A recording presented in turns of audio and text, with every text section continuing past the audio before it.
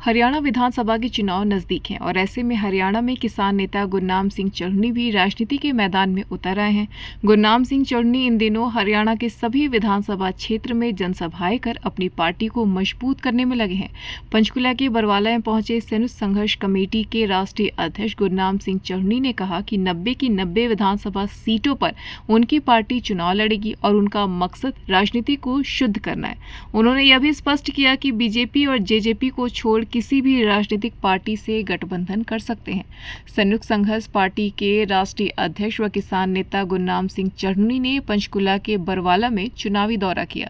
संयुक्त संघर्ष पार्टी के राष्ट्रीय अध्यक्ष गुरनाम सिंह चढ़नी पार्टी प्रचार के लिए पंचकुला के बरवाला में पहुंचे थे। वहीं उन्होंने कहा कि पार्टी बनाने का मकसद राजनीति का व्यापारीकरण हो चुका है। पैसों के लिए और अपने परिवार के लिए राजनीति हो रही है। उन्होंने कहा कि राजनीति को शुद्ध करने के लिए हमने एक नई शुरुआत की है। गुरनाम सिंह चढ़नी ने कहा कि सभी 90 विधानसभा सीटों पर चुनाव लड़ेंगे। सभी उम्मीदवारों के आवेदन आने शुरू हो चुके हैं। घोषणा समय पर करेंगे। सभी को उम्मीदवारी में हिस्सा मिलेगा और इसके लिए कमेटी बनाई गई है। देखिए, हमने नई पार्टी बनाई है संयुक्त संघर्ष पार्टी, जिसका चुनाव निशान ऑटो है। और पार्टी बनाने का जो मकसद है वो ये है कि आज राजनीति का व्यापारीकरण कर दिया है। जो नेता हैं वो अपने परिवार के लिए, अपने पैसे के लिए, अपनी चौधर के लिए राजनीति करते हैं, देश के लिए राजनीति नहीं है। तो इस राजनीति को बदलने की ज़रूरत है।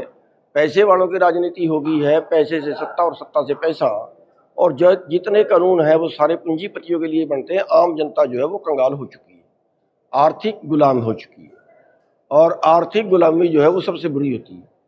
तो इस प्रथा को तोड़ने के लिए, इस राजनीति को शुद्ध करने के लिए जो है वो हमने एक शुरुआत की है, संयुक्त संघर्ष पार्टी बनाई है, और उसमें हम उन लोगों के लिए काम करेंगे जो कमेरा वर्ग है और जिसका लुटेरा वर्ग शोषण करता है। तो क्या क्या मुद्दे हैं, क्योंकि हर वर्ग को साथ लेके चलने की जरूरत है। हाँ, मुद्दे उसमें मुद्दे गरीबों के लिए मकान बनाना, 200 गज का और 2 उसमें कमरे, बुढ़ापा पेंशन 8,000, बेरोजगारों के लिए 5,000 रुपये जो है वो भत्ता, और 5 लाख रुपए की ग्रांट। वो अपना रोजगार करें, बाहर जाने की ज़रूरत ना हो। और किसानों के लिए 12,000 रुपये पर एकड़ जो है उसका खेती करने के लिए फ्री, वो वापस नहीं करना। बेरोजगारों को भी 5 लाख जो है वो वापस नहीं करना। और खेती करने के लिए जो सारे औजार हैं वो गांव में सोसाइटियाँ बना के वहाँ दिए जाएंगे, हर किसान को ना खरीदना पड़े।